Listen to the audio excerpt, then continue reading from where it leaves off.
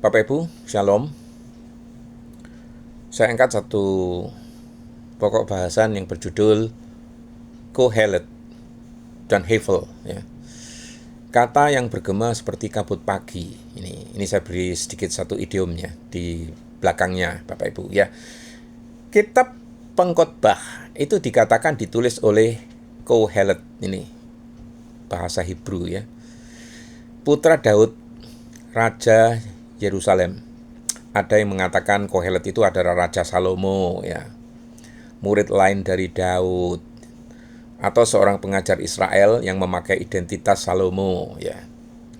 Siapa sebenarnya Kohelet ini? Apa pula maksudnya Hevel yang artinya asap? Kata ini diucapkan 38 kali di dalam kitab Pengkhotbah, Bapak Ibu. Mari kita coba bahas, Bapak Ibu ya. Bapak Ibu dan saudara-saudari yang terkasih di dalam perundungan firman, mungkin engkau bertanya tentang Kohelet ya, dan tentang kata yang menggema seperti kabut pagi tadi ya. Hevel, dan segala sesuatu adalah Hevel.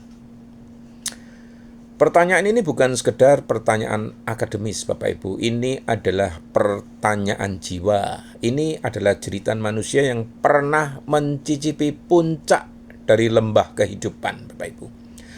Mari kita masuk ke dalamnya ya. Bukan hanya dengan pikiran, tetapi dengan hati yang gemetar di hadapan kekekalan, Bapak Ibu.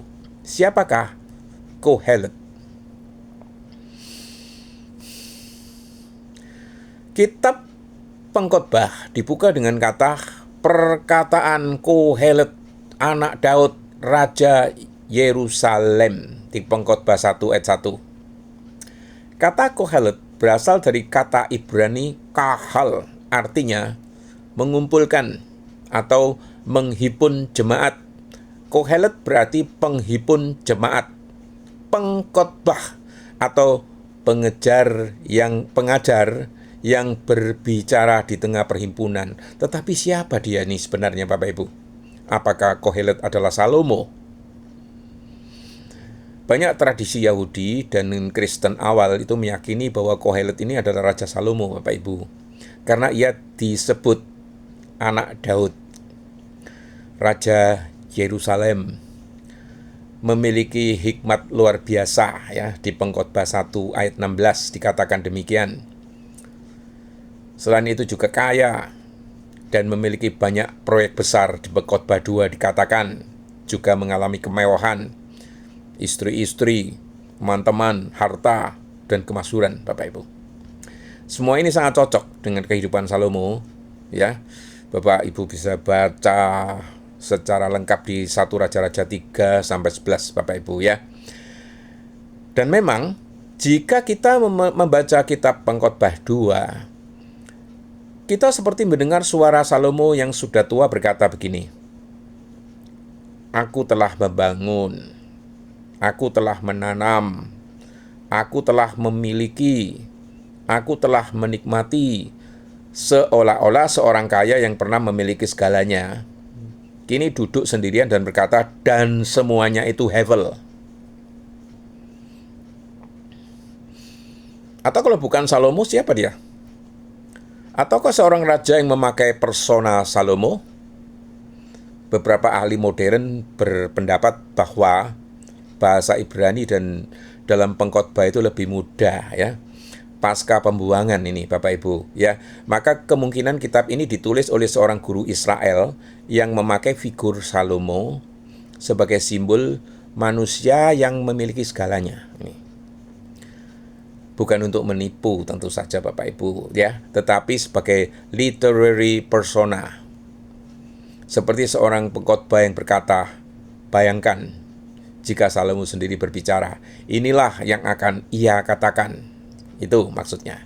Namun apakah itu Salomo secara historis atau seorang guru yang berbicara di dalam bayangan Salomo?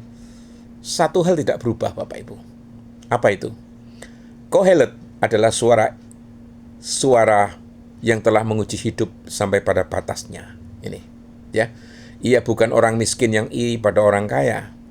Ia bukan orang miskin yang gagal dan pahit hati.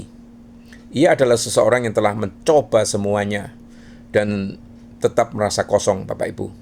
Dan justru karena itu suaranya menjadi nubuat bagi semua generasi ini. Nah, apa artinya hevel? Hevel, semuanya hevel. Hevel, nafas yang lenyap. Sekarang kita masuk pada kata yang mengguncang. Hevel, havalim, hakoi, hevel. Kesia-siaan atau kesia-siaan segala sesuatu adalah kesia-siaan.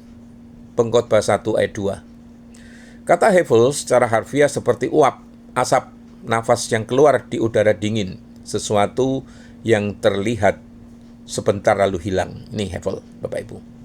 Hevel bukan berarti tidak ada sama sekali. Hevel berarti sementara, rapuh, sulit digenggam, membingungkan. Itu hevel. Coba bayangkan embun di pagi hari. Indah kan? Berpendar ya di bawah matahari ya. Namun saat engkau ingin memegangnya, ia sirna. Itulah hevel, Bapak Ibu. Nah, kohelet dan kegelisahan, kekekalan.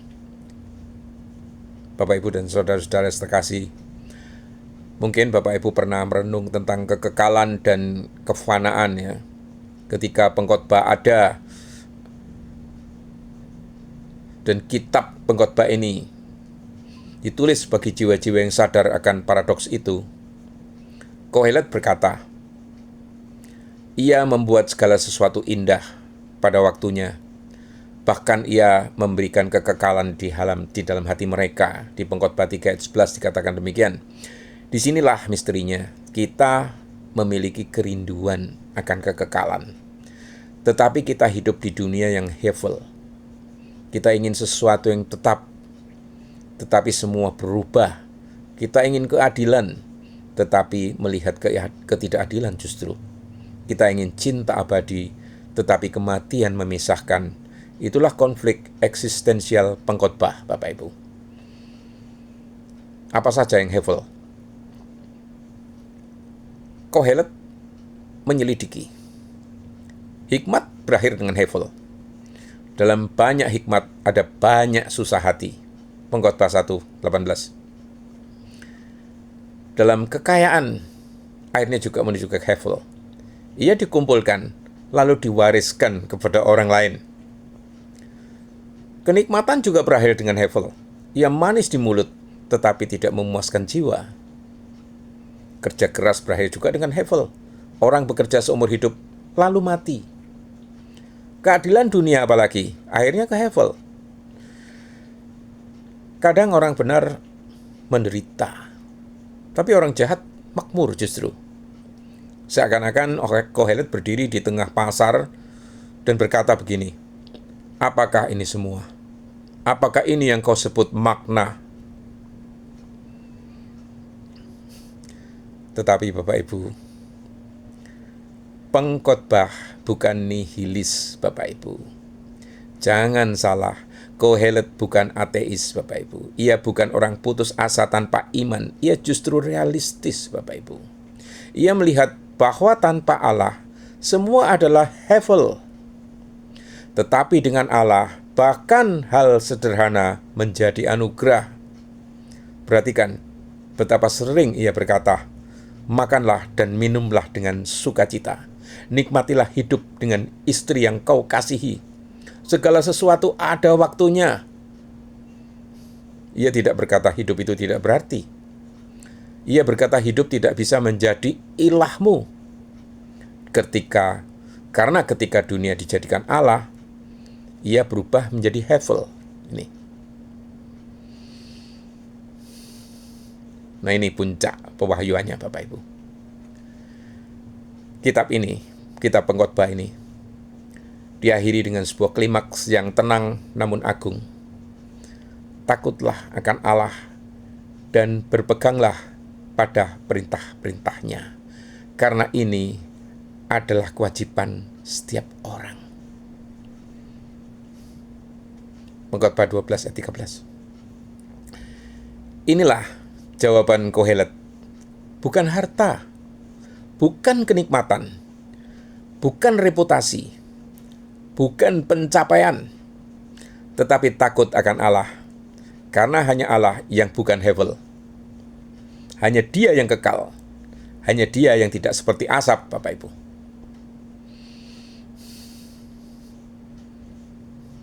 Ini sebenarnya adalah sebuah nubuat yang mengarah ke Kristus. Dan di sini, pengkhotbah menemukan kepenuhannya di dalam Kristus. Yesus datang ke dunia yang hevel.